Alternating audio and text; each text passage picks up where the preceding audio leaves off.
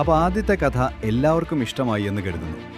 ഇന്ന് പറയാൻ പോകുന്നത് നമ്മുടെ കള്ളന്റെ പവറുള്ള ഒരു മോഷണ കഥയാണ്.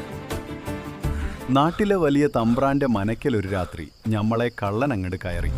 പിന്നെ അവിടെ നടന്നത്, തമ്പ്രാന്റെ മന എന്ന് പറഞ്ഞാൽ വലിയ പത്തായങ്ങളുള്ള കാവലുള്ള വീടാണ്. പക്ഷെ കള്ളൻ നൈസായിട്ട് ഉള്ളിൽ കടന്നു. അവിടെ ചെന്നപ്പോഴുണ്ട് തമ്പ്രാൻ സുഖമായിട്ട് ഉറങ്ങുന്നു. കള്ളൻ വിടുമോ? തമ്പ്രാന്റെ തലക്കിലിരുന്ന സ്വർണ്ണാഭരണങ്ങളോ പണമോ ഒന്നുമല്ല ഓൻ നോട്ടമിട്ടത്.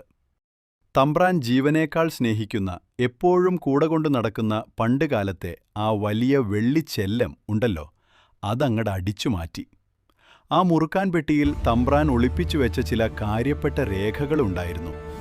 സാധനമൊക്കെ എടുത്തു കഴിഞ്ഞപ്പോൾ പതിവ് പോലെ കള്ളന് വിശപ്പ് സഹിക്കാൻ പറ്റുന്നില്ല. നേരെ അടുക്കളയിലേക്ക് വിട്ടു. അവിടെ വലിയ പാത്രത്തിൽ വെച്ചിരുന്ന നല്ല തരിക്കഞ്ഞി കണ്ടു. പുള്ളിക്കാരൻ അത് വയറു നിറയെ അങ്ങട് കുടിച്ചു. കുടിച്ചു കഴിഞ്ഞപ്പോൾ പിന്നത്തെ കാര്യം പറയണോ?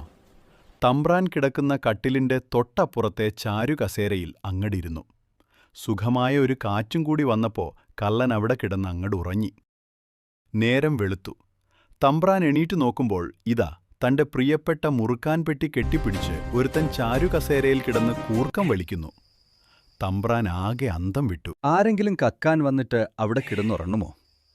തമ്പ്രാൻ ആളെ വിളിക്കാൻ നോക്കുമ്പോഴേക്കും കള്ളൻ പതുക്കെ കണ്ണു തുറന്നു.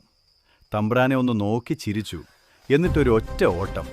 തമ്പ്രാന്റെ വെള്ളിച്ചെല്ലവും കൊണ്ട് കള്ളൻ അങ്ങട് മറഞ്ഞു. തമ്പ്രാൻ പിന്നാലെ ഓടിയെങ്കിലും ഒരൊറ്റ എത്തും പിടിയും കിട്ടിയില്ല. തമ്പ്രാന്റെ പക്കൽ നിന്ന് ഇത്രയും വലിയ സാധനം അടിച്ചു മാറ്റിയ ഈ വിരുദ്ധൻ ആരാണെന്ന് നിങ്ങൾക്കറിയണോ? ഈ കള്ളന് നാട്ടുകാരിട്ട ആ പേര് കേട്ടാൽ നിങ്ങൾ ഞെട്ടും. അത് അടുത്ത എപ്പിസോഡിൽ ഞാൻ പറയാം.